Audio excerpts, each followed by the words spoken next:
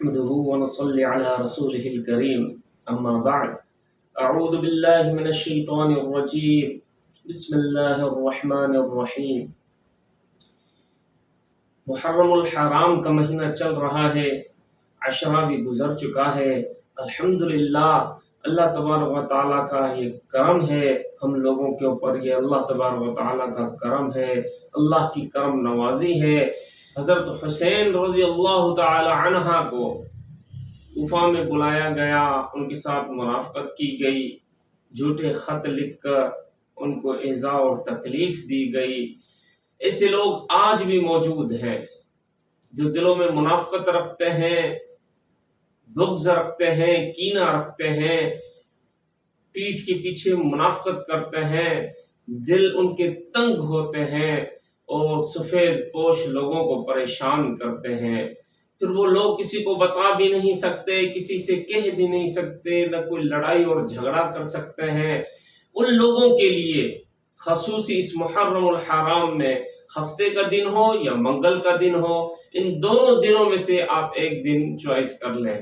یا گھر میں خواتین ہیں، اگر ان کو یہ ڈر اور خوف ہے کہ لوگ مجھے منافقت کی نظر سے دیکھتے ہیں اور اپنے دلوں میں میرے لیے کینہ اور بغض رکھ کے بیٹھے ہوئے ہیں، تو ایسی عورتوں کے لیے جمعہ کے دن، جمعہ کی نماز کے بعد، یعنی کرنا کیا ہے آپ لوگوں نے، اول آخر 11 مرتبہ درود پاک پڑھنا ہے اور 70 مرتبہ اول آخر 11 مرتبہ درود پاک پڑھنا ہے اور 70 مرتبہ سورۃ اللہب پڑھنی ہے۔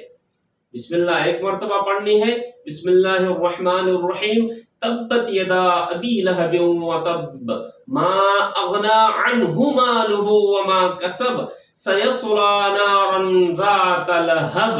جب اس لہب پر پہنچے نا آپ، تو اپنے اس دشمن کا، ان دشمنوں کا، ان منافقوں کا تصور کریں اس لفظ کے اوپر، لہب۔ اور جب عورتیں اس لفظ سے تھوڑا آگے گزریں، لتل حطب کے بعد، جو لہب کے بعد جو ہے وَمْرَأَتُهُ حَمَّالَةَ الْحَطَبِ وَمْرَأَتُهُ، جب عورتیں اس لفظ پر پہنچے تو عورتیں اپنے دشمنوں کا خیال اور تصور کریں کہ جو بھی ان کے لیے منافقت رکھتے ہیں یا ایذا دینا چاہتے ہیں یا انہیں تنگ کرتے ہیں، پریشان کرتے ہیں، تو ایسے لوگوں کے لیے تمام بہترین ہے۔ اور پھر سورت کو پورا کر دے، وَمْرَأَتُهُ حَمَّالَةَ الْحَطَبِ فِي جِيدِهَا حَبْلٌ مِّن مَّسَدٍ، یہاں تک یہ سورت ہے۔ اس سورت کو 70 مرتبہ پڑھنا ہے، ایک مرتبہ بسم اللہ اور 11 مرتبہ درود پاک پڑھنا ہے۔ انشاءاللہ وہ جو بھی آپ کے دشمن ہوں گے، منافق ہوں گے، بغض رکھنے والے ہوں گے، تنگ کرنے والے ہوں گے، پریشان ہراساں کرنے والے ہوں گے، سب کو اللہ تبارک و تعالیٰ دفع دور کر دیں گے اور آپ کے ارد گرد ایک احصار ہو جائے گا۔